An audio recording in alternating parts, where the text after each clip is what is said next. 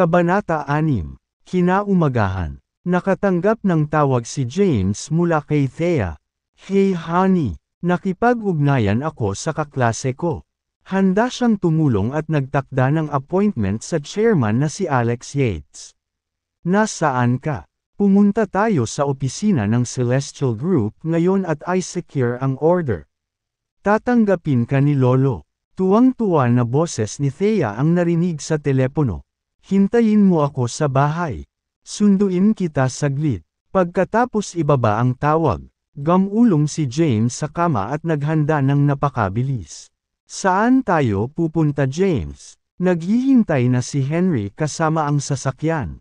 Kay Thea, sumakay ka. Sumunod naman si James. Kasama si Henry sa manibela. Nakarating sila sa kinaroroonan ni Thea nang wala sa oras. Hinihintay nila siya sa labas. Maya-maya ay lumitaw si Thea. Nang makikilala niya ang chairman ng Celestial Group, nagsikap si Thea na ayusin ang sarili.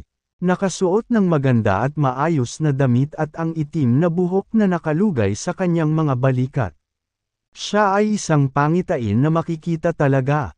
Honey, nang makita ang itim na multi-purpose na sasakyan na papalapit mula sa malayo, tumakbo si Thea papunta sa kotse na may masayang ekspresyon sa kanyang mukha.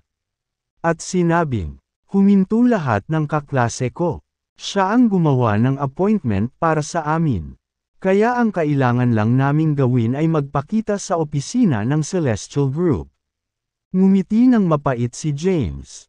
Wala man lang itong kinalaman sa kaklase niya. Kung hindi niya nakausap si Alex Yates, walang appointment na pag-uusapan. Gayunpaman, dahil napakasaya ni Thea, nagpasya siyang huwag i-spoil ito. Sa halip, pinuri niya ito. Sabi ko na nga ba, nasa iyo ito. Sinta, nasa iyo na ang lahat. Kung hindi natin nakuha ang order, lalabas na ako. Ngumiti ng napakatamis si Thea. Huwag kang mag-alala. Hindi ko hahayaang mangyari iyon. Maaaring malabo pa rin siya tungkol sa mga detalye ng background ni James. Ngunit nakapunta na siya sa kanyang villa dati. Ang House of Royals ay ang pinakamalaking villa sa Kensington.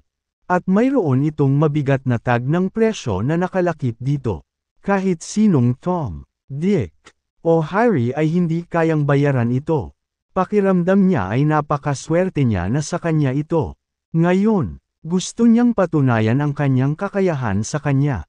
Gusto niyang ipakita sa kanya na hindi na siya ang matandang Thea. Kahit na siya ay naging katatawanan sa loob ng maraming taon at taon. Ipinagpatuloy niya ang kanyang pag-aaral sa bahay at isang mahusay na iskolar.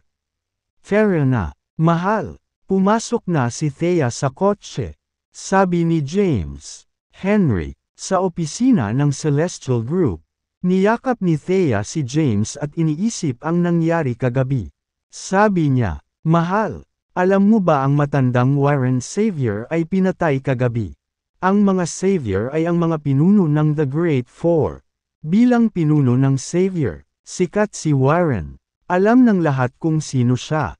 Sa piging ni Xavier kagabi, nagkaroon ng selebrasyon kung saan ipinagdiwang nila ang partnership ng Megatron Group at Celestial Group.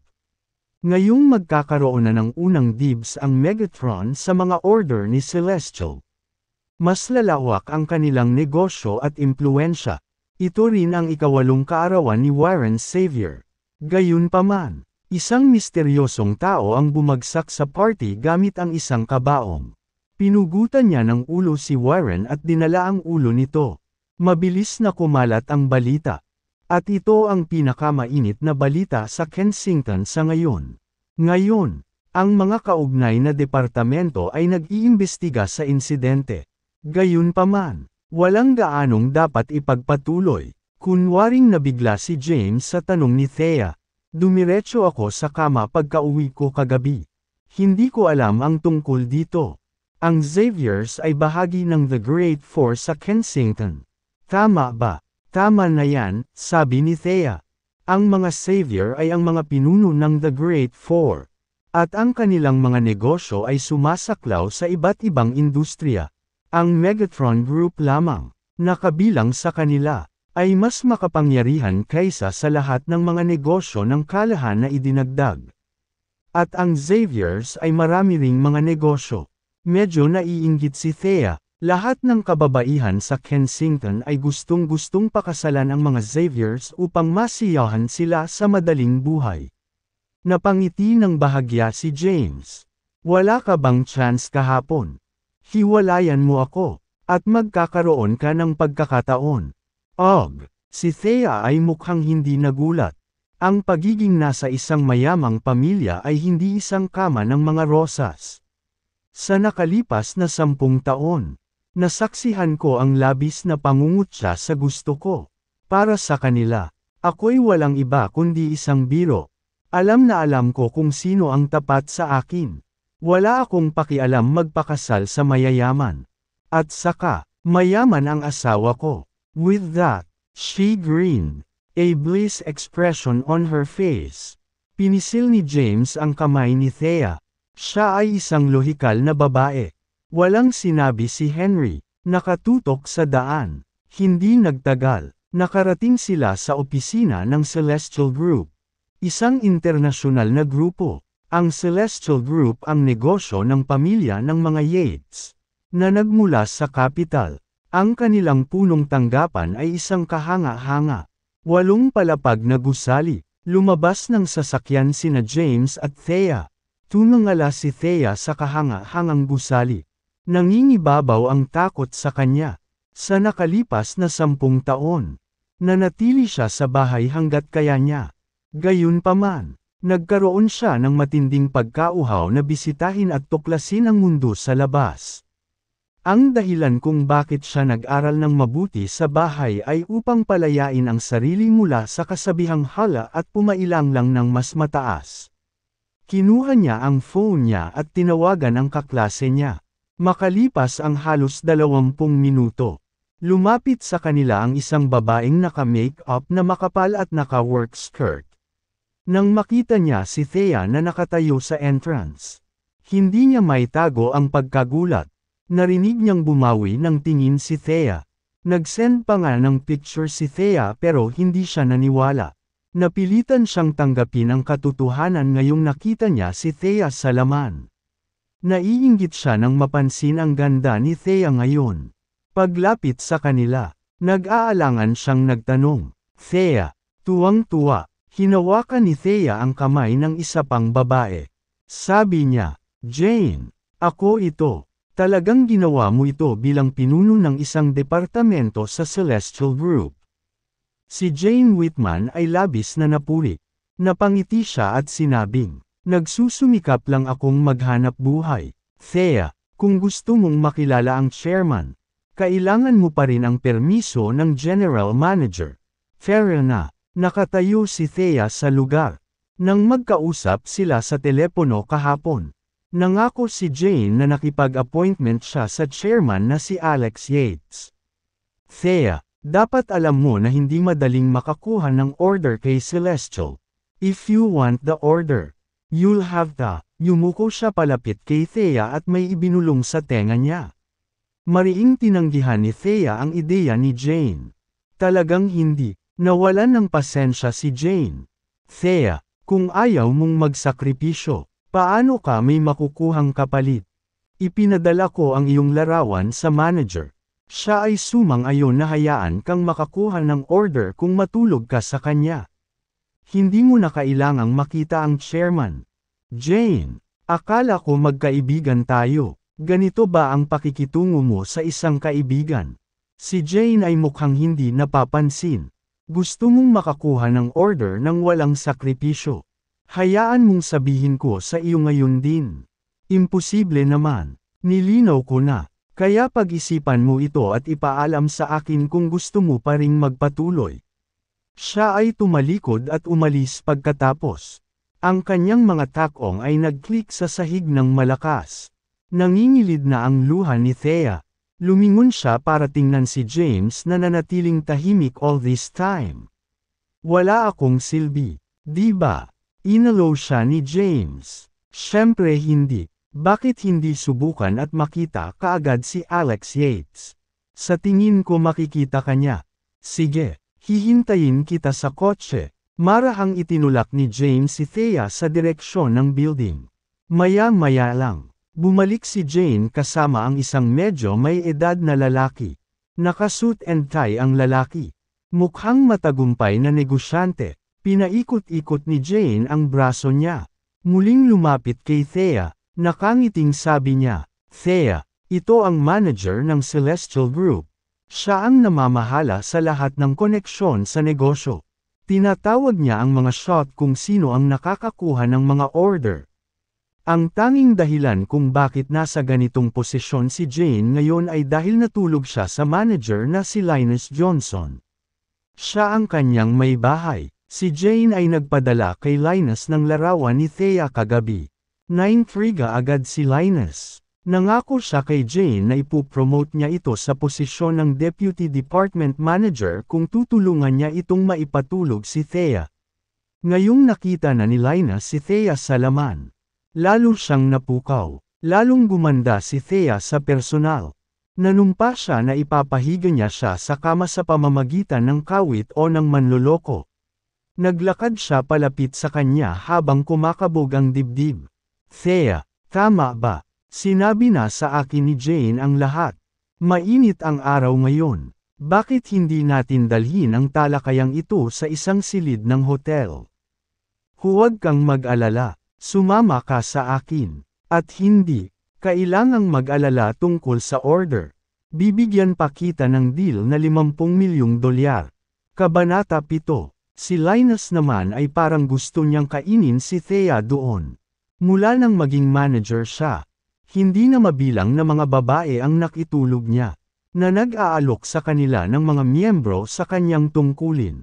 Noong una, tinanggihan siya ng karamihan sa kanila. Gayunpaman, ang pagkaraan ng ilang sandali, nagsimula silang mag-alok ng kanilang sarili upang makakuha ng akses sa mga deal, partnership, at iba pang iba. Masigasig si Jane na maging matagumpay din ang plano ni Linus. Ang pagpapasaya sa kanya ay kinakailangan para sa kanyang sariling kapakanan. Lumapit siya kay Thea at hinayla siya. "Thea, alam kong nagdusa ka sa paglipas ng mga taon. Ngayong maganda ka na ulit. You have to use your looks to your advantage. Hindi tayo mananatiling bata magpakailanman.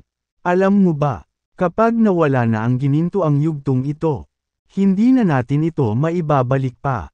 May asawa na ako. Hindi ko gagawin." Hindi pumayag si Thea. Nawala ang galit ni Jane. "Sino ka sa tingin mo? Thea, hindi mo ba alam na isang karangalan na nagustuhan ka ni Linus? Kung nasaktan mo siya, maaari mong kalimutan ang tungkol sa pakikipagtulungan sa Celestial Group. Magpakailanman." "Jamie." Lumapit si Thea kay James. Hindi pinansin ni James sina Linus at Jane. Sumenyas siya sa entrance. "Go on," sabi niya. "Yung chairman ang pinupulot mo. Hindi hamak na manager. Wag mo na lang siyang pansinin." "Sino ka, boy?" Malamig na tinignan ni Linus si James. F*** off. Dalawang salita lang ang nasabi ni James sa kanya.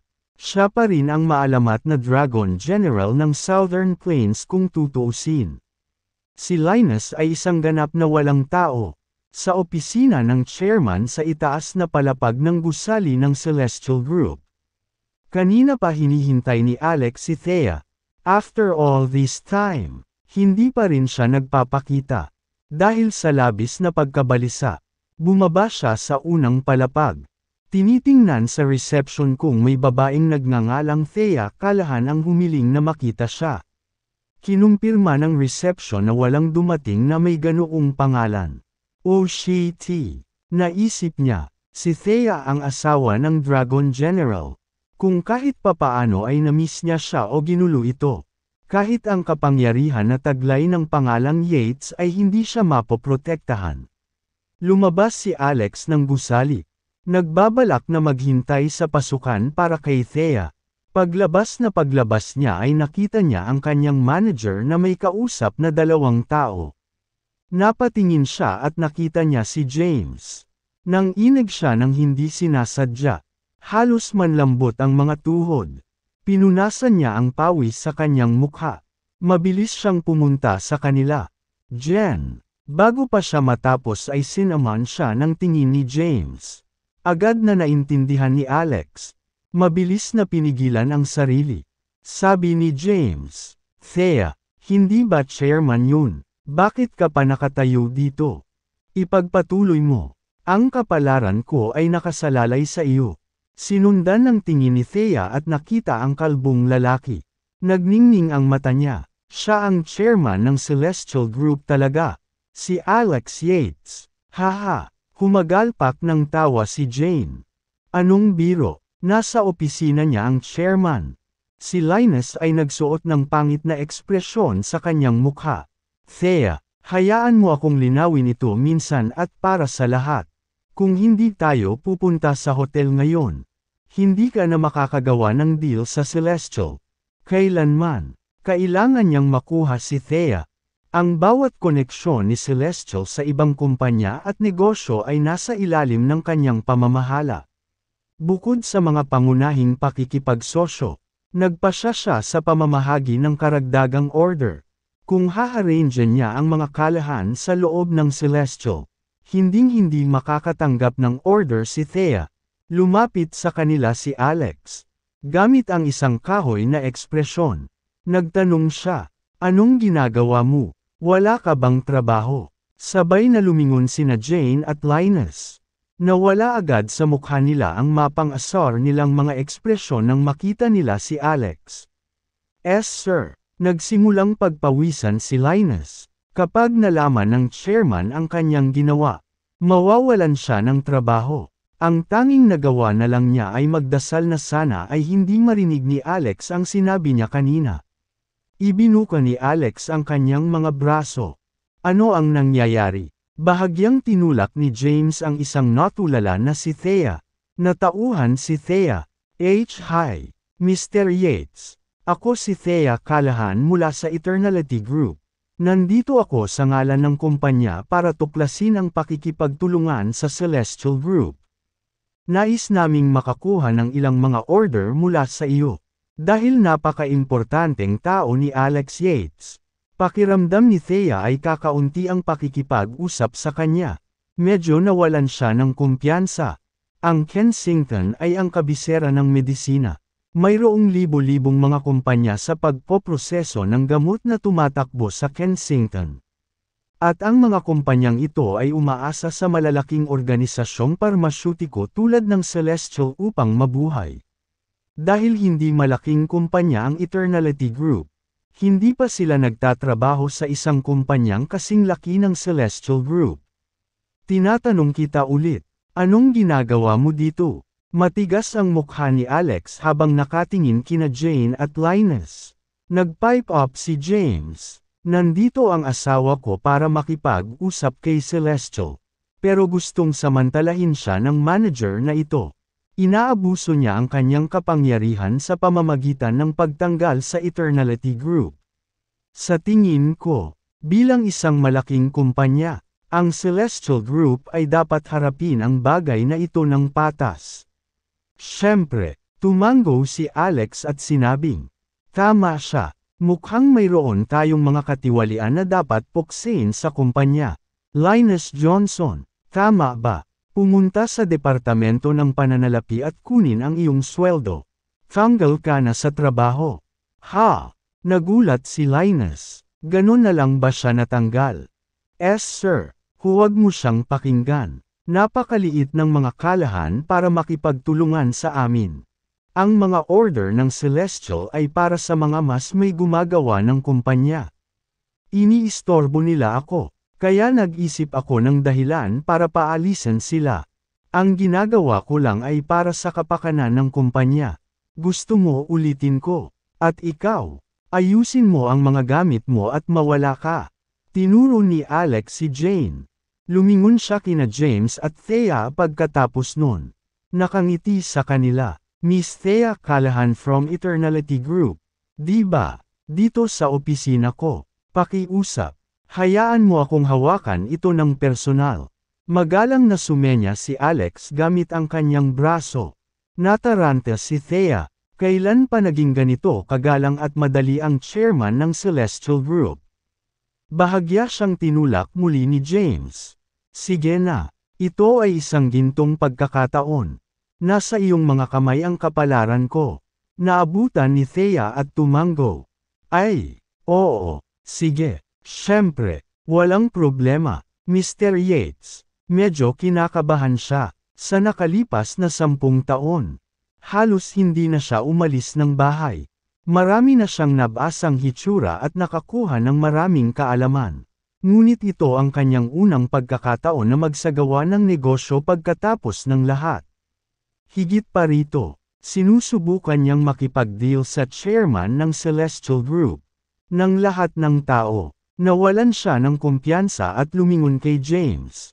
Mukhang natatakot. Honey, sa tingin ko hindi ko magagawa. Si Mr. Yates ay personal na nagpaabot ng imbitasyon sa iyo.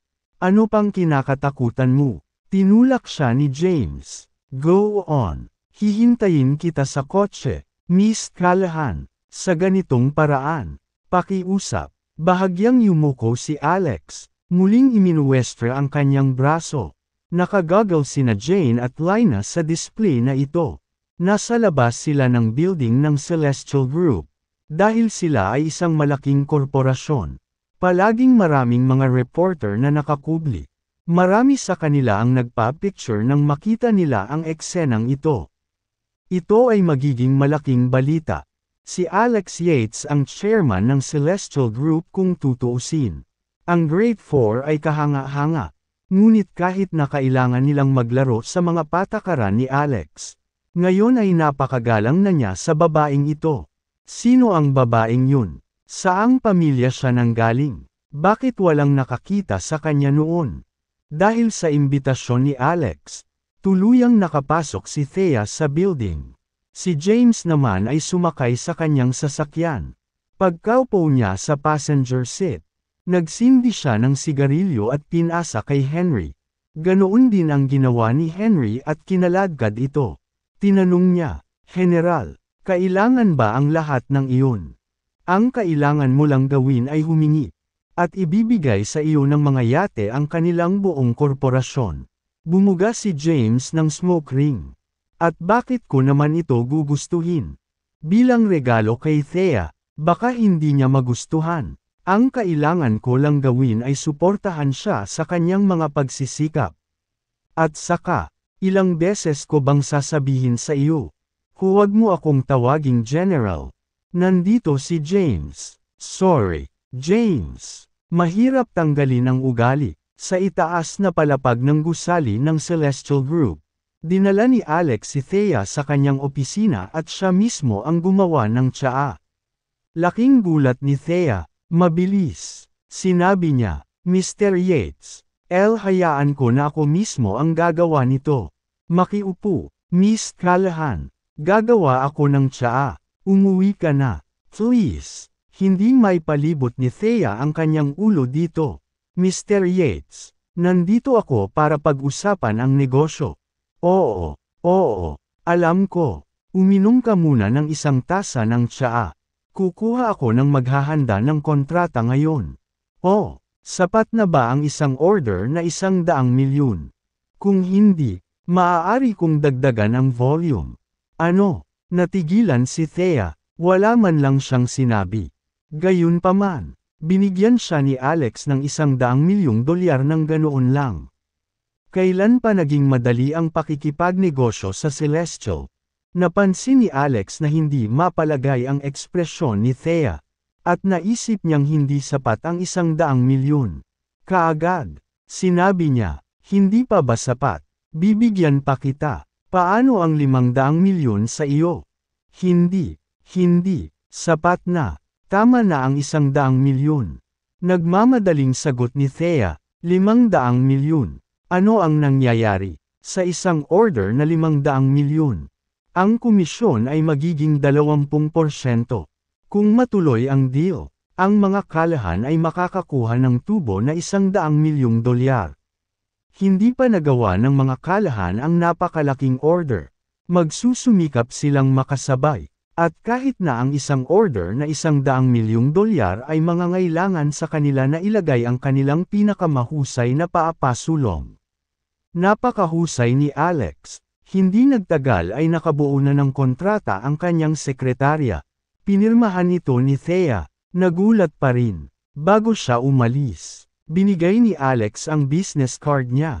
Miss Callahan, ito po ang card ko.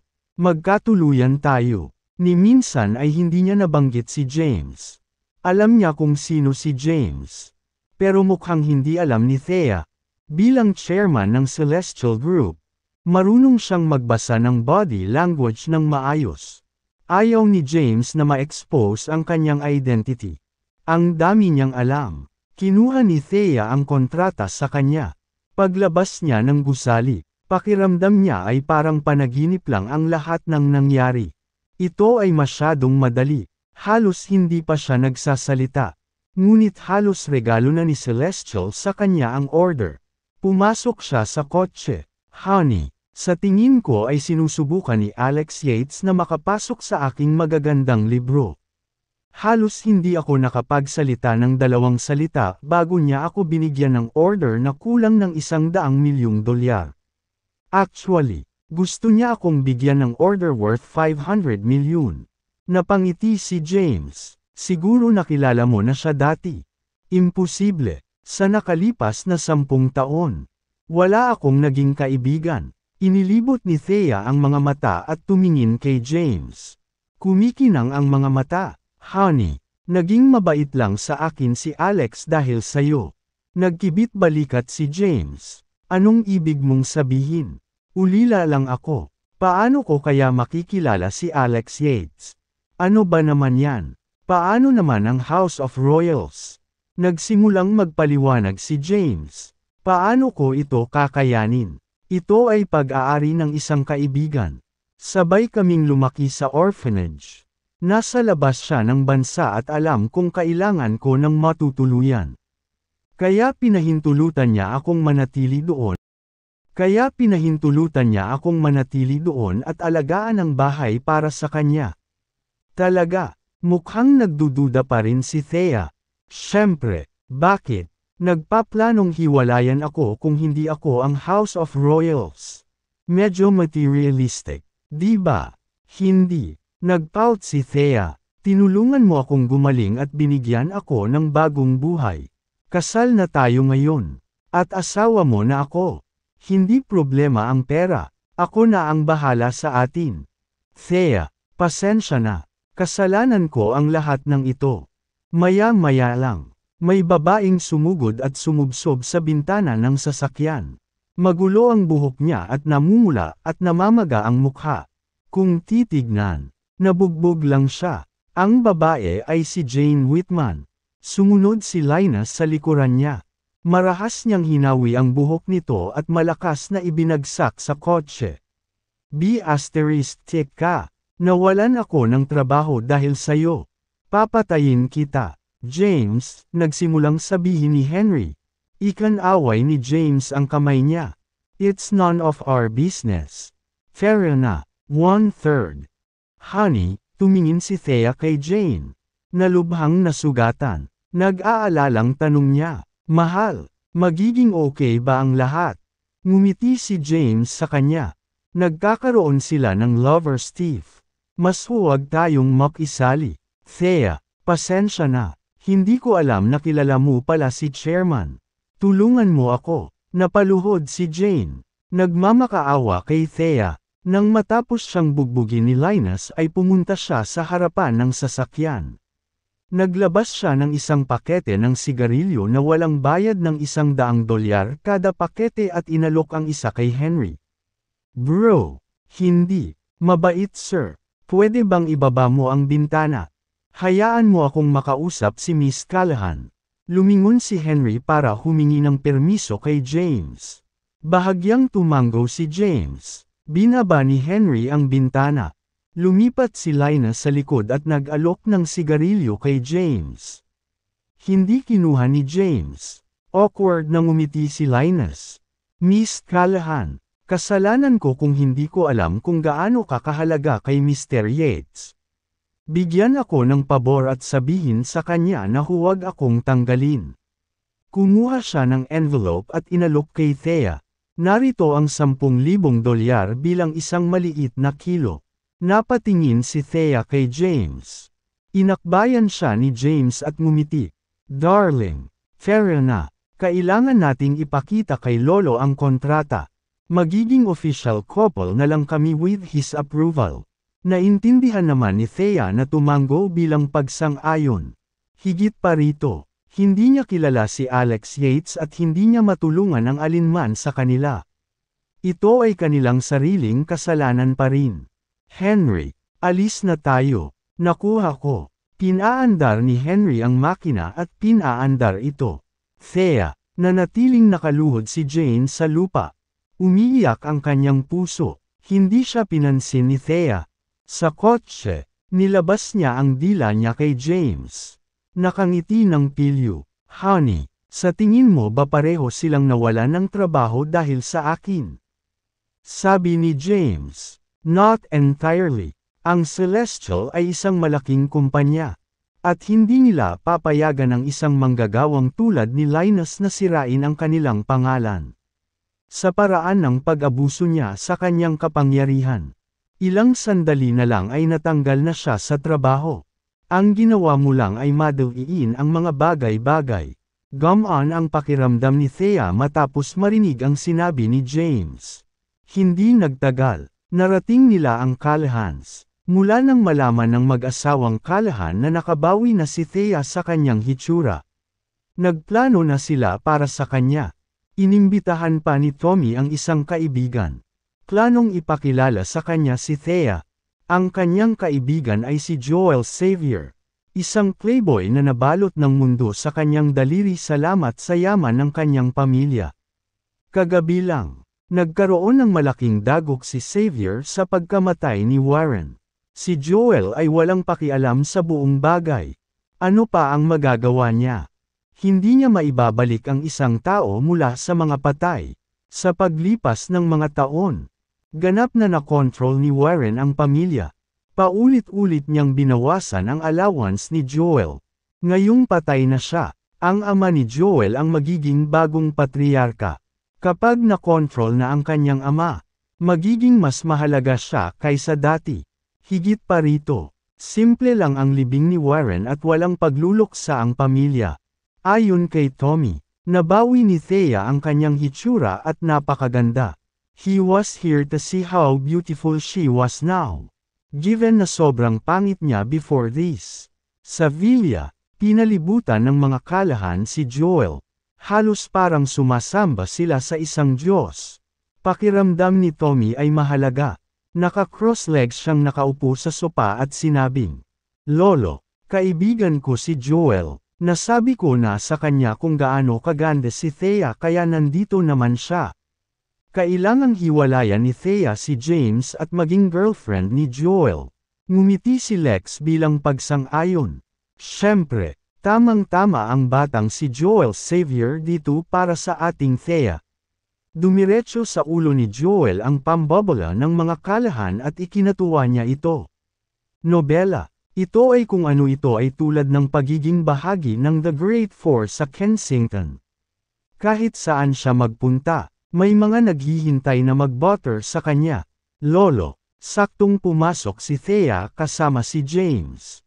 Nang nasa bahay na siya, ginawa niya ang kontrata. Masayang sabi niya, eto ang kontrata sa Celestial Group. Nangangahulugan ba ito na maaaring manatili si James? Sabay boundary ni Tommy at tinuro si Joel na nakaupo sa couch. Thea, ipapakilala kita kay Joel Xavier.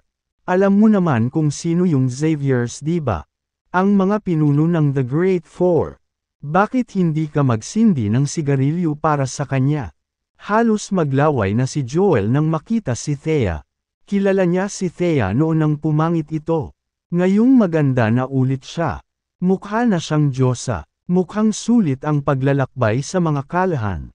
Higit na mas maganda si Thea kaysa sa lahat ng babaeng naloko niya. Nangako siya na ihiga niya si Thea sa kama. Napatingin si Thea kay Joel. Ang titig nito ay labis siyang hindi komportable. Sino siya? Hindi ako nagsisindi ng sigarilyo para sa kanya. Watch your words. Malamig na sabi ni Lex. Paano mo nagagawang magsalita ng ganyan kay Joel?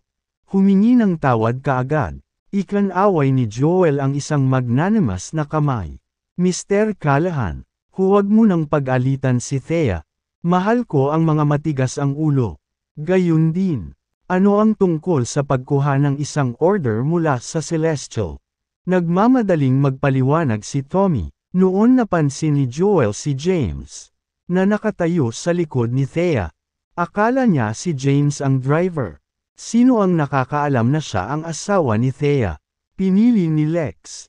Nagdilim ang ekspresyon niya. Mr. Callahan, gusto ko si Thea. Agad na ipawalang bisa ang kasal. Kung hindi, ang kailangan lang ay isang tawag sa telepono mula sa akin at mawawala ng bisa ang kontrata sa Celestial. Huwag kalimutan na ang Xavier's ay ang pinakamalapit na kasosyo sa negosyo ng Celestial Group. Nakukuha namin ang lion's share bago maipamahagi ang mga order sa iba pang negosyo. Bahagyang sumulyap si James kay Joel. Nabalitaan ko na patay na si Warren Xavier. Ikaw ay isang savior, hindi ba? Bakit nandito ka sa halip na magluksa sa bahay? F*** ka. Umayo si Joel at hinawakan ang kwelyo ni James. Itinaas ang kamay para sampelan siya. Hinarang ni James ang sampal. Marahang itinulak niya si Joel. Kahit na halos hindi na gumamit ng lakas si James. Nadapa pa rin si Joel, na nahulog sa sopa. Lalo lang siyang nagalit. Bahagi siya ng The Great Four. Sanay sa pagsamba sa kanya ng lahat. Ngayon, walang nagtutulak sa kanya. Ang masama pa, sino siya para banggitin ang kanyang yumaong lolo? Alam ng lahat ang tungkol sa pagkamatay ni Warren. Ngunit walang nang ahas na banggitin ito. Maliban kay James Caden. Gumawa si Joel ng switchblade at inihagis ito sa lupa. Malamig na utos niya, putulin mo ang isang kamay mo at ililigtas ko ang iyong buhay. Kung hindi, ako mismo ang papatay sa iyo. Tumayo si Tommy, malawak ang ngiti. Joel, maupo ka at magsigarilyo. Kumalma ka, masyadong madaling alisin ang basurang ito. Huwag magpigil sa aming account. Kahit mamatay siya, walang mag-aalaga. Kapag namatay na siya, magiging sayo na si Thea. Galit na galit si Thea. Nagngangalit ang mga ngipin. Umupo si Joel at binigyan ng death glare si James. Para sa sinabi mo kanina. Patay ka. Walang makapagliligtas sa iyo. Ngumiti si James na hindi pinansin ang lahat.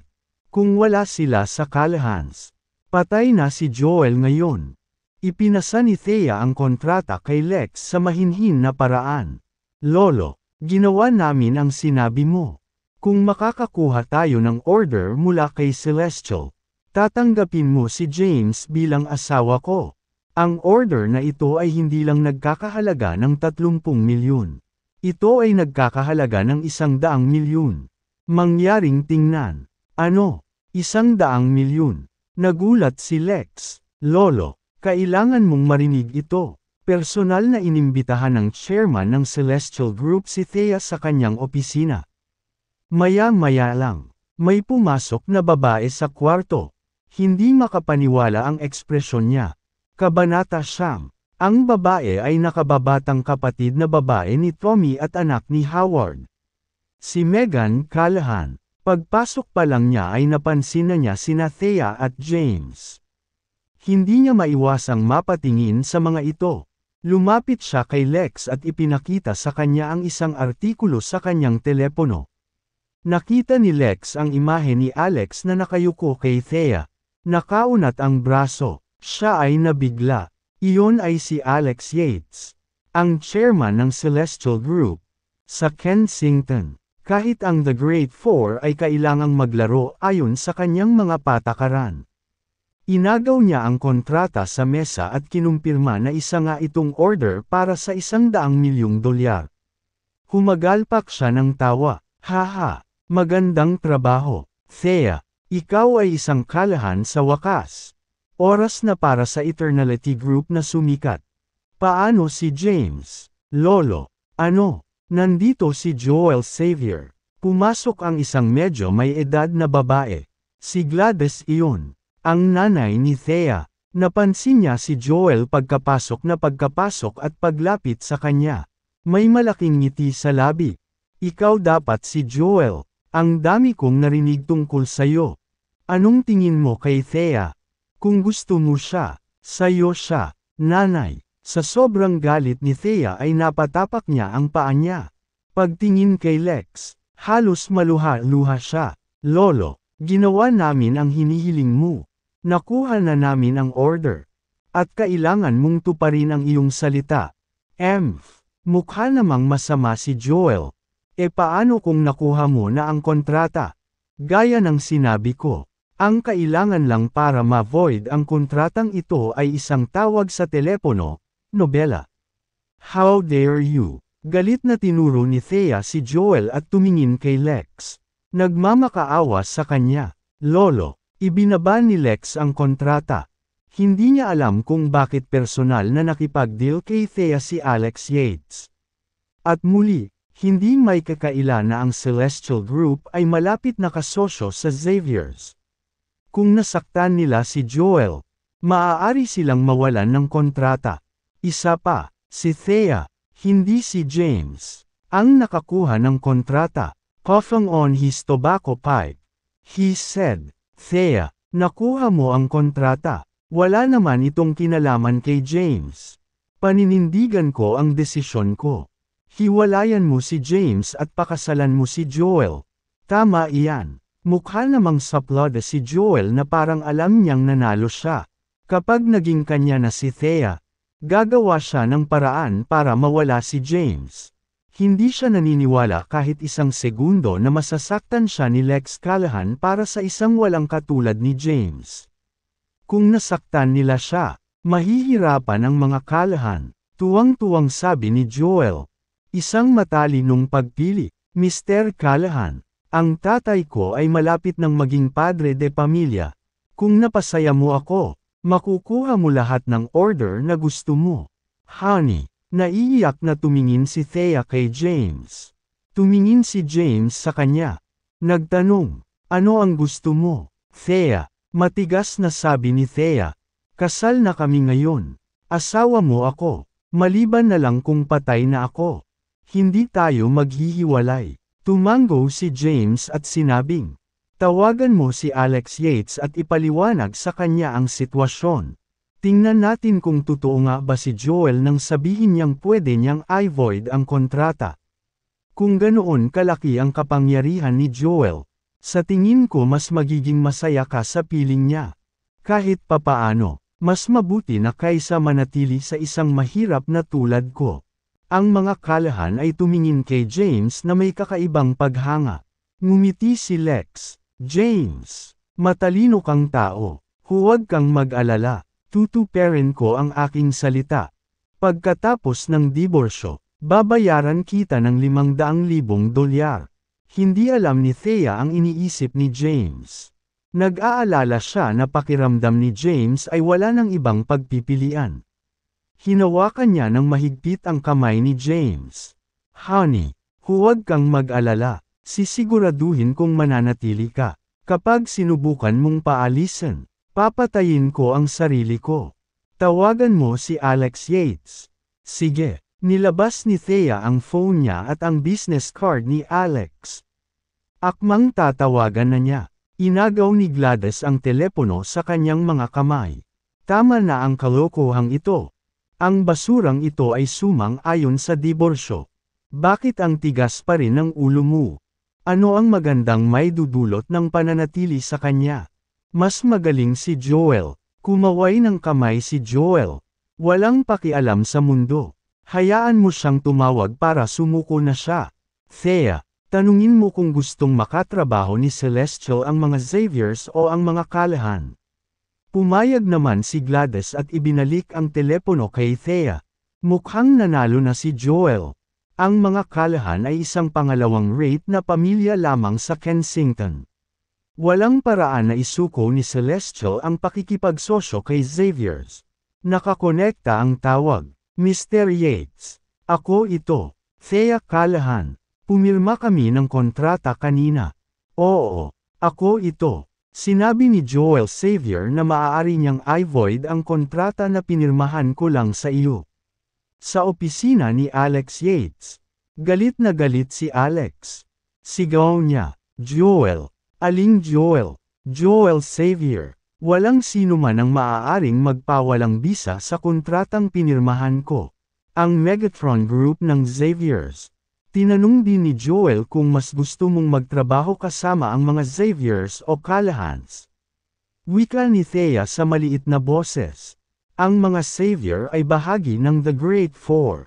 At ang mga Callahan ay pangalawang rate na pamilya. Okay, relax. Thea, let me check at tatawagan kita kaagad.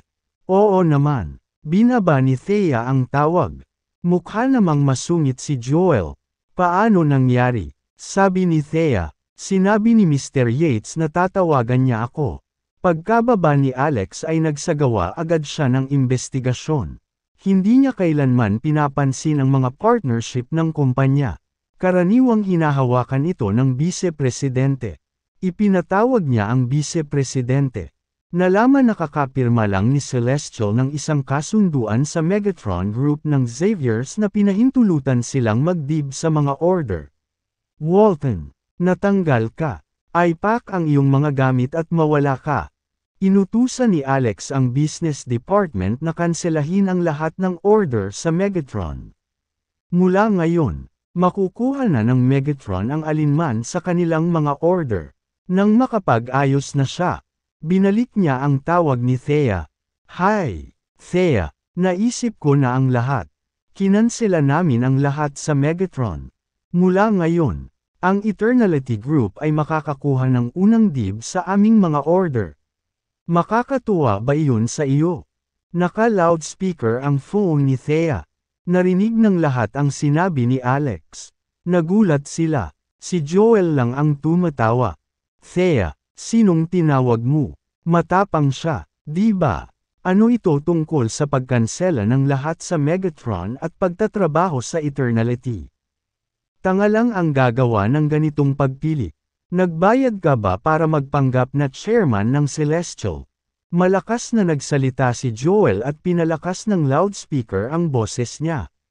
Malinaw na narinig ni Alex ang lahat. Nawala ang galit niya. Joel Xavier.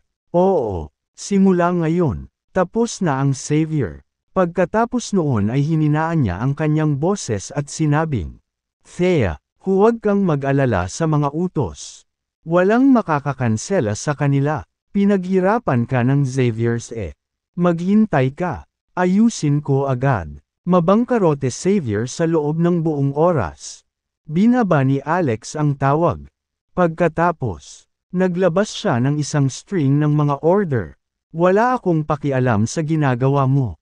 Gusto kong mabangkarote ang Xavier sa loob ng ilang oras.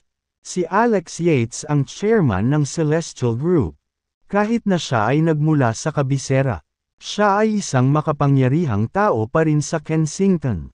Kung gusto niyang mabangkarote ang mga Xavier, gagawin ito. Mukhang natuwa si James sa mga pangyayari. Nang tingnan niya ang nalilitong ekspresyon ni Thea ay napangiti siya. Thea, I think medyo mahal ka ni Mr. Yates. Ikaw ba ang kanyang diyosa? Mukhang nina si Joel. Paano malugi ang Xavier sa loob ng kalahating oras? Napakalaking biro. Maya-maya lang ay nakatanggap siya ng tawag mula sa kanyang ama. You little bee asterisk starred. Anong ginawa mo? Kinansela ni Celestial ang partnership sa Megatron. Nawalan ng masabi si Joel. Kabanata 10. Napasubsob si Joel sa sahig. Kinansela ng Celestial ang pakikipagsosyo sa Megatron. Paano ito naging posible? Tinawagan ba ni Thea ang aktwal na chairman ng Celestial Group? Sa pagtingin kay Joel, alam ni James na kinansela ni Celestial ang kanilang kasunduan ni Megatron. Sa opisina ng direktor sa Megatron Group, si Mark Xavier ay abala sa pagsigaw kay Joel. Sinabi sa kanya ni Celestial na galing ito sa chairman. Si Joel ay nakasakit ng isang taong napakahalaga. Sir, sabi ni Celestial, compromise daw ang quality ng gamot natin. Iodine manda nila tayo ng 3 bilyong dolyar. Sir, hinihiling ng bangko na bayaran namin ang aming utang ngayon din.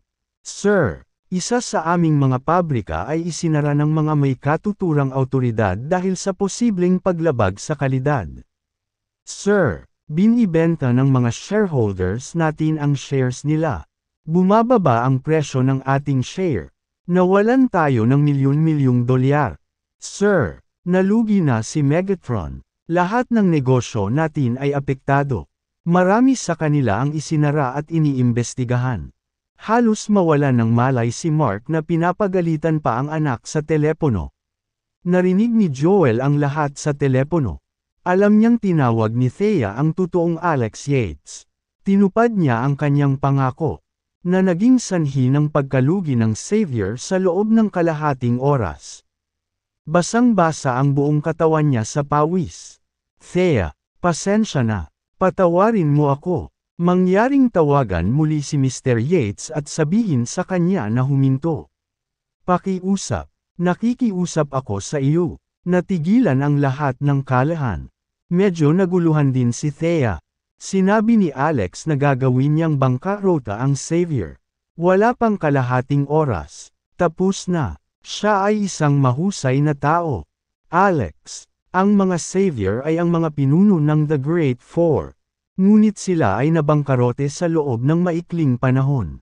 Ang chairman ng Celestial Group ay isa talaga na hindi dapat pabayaan. Alam ni Lex na tapos na ang mga araw ng mga Xaviers. Habang ang mga araw ng mga kalahan ay magsisimula na. Iniutos niya, security, itapon mo si Joel Xavier. Lumapit ang dalawang security guard at kinaladkad ang nakaluhod na si Joel. Thea, pasensya na. Ako ay humihingi ng paumanhin. Mangyaring bigyan ako at ang aking pamilya ng isa pang pagkakataon. Nawala ang mga tunog ng pagmamakaawa ni Joel. Sinenyasan ni Lex si Thea na umupo sa tabi niya. Halika, Thea, umupo. Huwag tumayo. Si Thea ang pangunahing tauhang babae ng pamilya ngayon. Salamat sa koneksyon niya kay Alex Yates. Nagsisimula pa lang ang kanilang glory days. Naglabas ng utos si Lex. Mula ngayon, si Thea ang magiging executive chairman ng Eternality Group na may buwanang sweldo na 300,000 dolyar. Ilang sandali pa ay sumagot si Thea. Talaga, hinahayaan mo akong maging chairman na may sweldong 300,000 dolyares. Siyempre, paano si James? Dahil gusto mo siya. Maaari siyang manatili sa ngayon. Tuwang-tuwa si Thea. Tumayo siya at hinawakan ang mga kamay ni James na parang batang babae. Mahal, maaari kang manatili. Napangiti si James. Basta masaya si Thea, masaya din siya. Kung tutuusin, nanumpa siya na gagawing pinakamasayang babae sa mundo si Thea. Nagulat ang lahat ng Kensington. Kagabi, namatay si Warren Xavier. Ngayon, nabangkarote ang Xavier. Wala na ang mga pinuno ng The Great Four. Bumagsak mula sa biyaya. Sila ngayon ay isang pamilya na puno ng utang. Sa Xaviers, sa loob ng isang araw ng pagbabalik ni Trent, ang pamilya ay ganap na nabakarote. Sa foyer, nakaluhod sa lupa si Joel. Tito, kasalanan ni Thea Callahan. Tinawagan niya si Alex Yates at kinansela niya ang partnership. He made us bankrupt, umiyak na sabi ni Joel habang nagkukwento. Nagmamalabis sa tingin niya. Basag. Nabasag ni Trent ang basong hawak niya. Madilim ang ekspresyon niya habang sinasabi. Alex Yates, how dare you go against the Xaviers? Hindi ka mapoprotektahan ng iyong pamilya. Thea Callahan. Mamamatay ang pamilya mo. Tanong ni kalmadong kay Rowena. Ano ang dapat nating gawin ngayon? Friend. Tumayo si Trent at sinabing. Huwag kang mag-alala. May plano ako. Ang magagandang bagay ay dumarating sa mga naghihintay. Nagluluksa si Xavier sa kanilang pagkatalo habang nagdiwang ang mga kalahan. Gumawa ng pangkalahatang anunsyo si Lex tungkol sa pagkuha ni Thea bilang executive chairman. Mula noon, ang Eternality Group ang pinakamahalagang kasosyo sa negosyo ng Celestial Group. Kasabay ng balitang personal na inimbitahan ni Alex Yates si Thea Callahan sa kanyang opisina. Tumaas ang katayuan sa lipunan ng mga Callahan. Maraming tao ang sumubok ng pabor sa kanila. Sa wakas ay nakilala si James bilang asawa ni Thea. Lumipat sa lugar ni Thea. Bilang executive chairman, maagang umalis ng bahay si Thea at gabi-gabi na umuwi.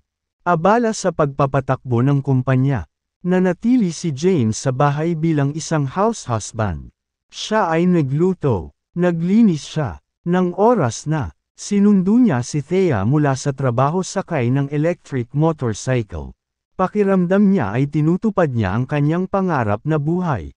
Mabilis na lumipas ang 2 linggo. Isang araw, nagwala si James ng sahig at naglabas ng basura. Pagkatapos, sumakay siya sa kanyang motorsiklo papunta sa opisina ng Eternality. Handang sunduin si Thea. Sa tabing kalsada sa labas ng opisina ng Eternality Group.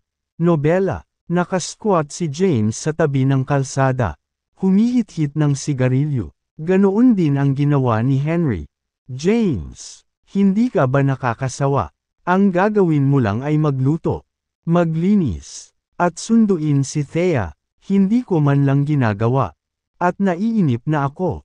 Paano kung dalhin natin si Thea sa Southern Plains? 2/3. Ano ang alam mo? Ito ang ibig sabihin ng tunay na buhay. Matagal na kinaladkad ni James at bumuga ng usok bago itinapon ang upos ng sigarilyo sa lupa. Casual, sinabi niya, sapat na sa akin ang pagpatay at karahasan. Si Thea lang ang importante sa buhay ko ngayon. Gusto kong makasama siya sa buong buhay ko at maging masaya siya hanggat maaari. Oh, tama. Mukhang may naisip lang si Henry. Maaaring nalugi ang mga Xavier. Ngunit hindi ganoon kadaling alisin ang mga ito. May bitbit pa silang kaunting bigat sa Kensington. Lalo na si Rowena, may mga kaibigan pa rin siya sa taas na lugar. I did a little digging and found out that she will be organizing an auction tonight. Nagpaplano silang makakalikom ng kanilang pondo at magbabalik. Naniniwala ako na marami sa mga item na isinusulat nila ay kinuha mula sa mga Caden. Kabilang ang moonlit flower sa Cliffside's Edge. Dumilim ang mukha ni James. Naramdaman ni Henry ang pagbabago ni James. Bumagsak ang temperatura sa paligid nila.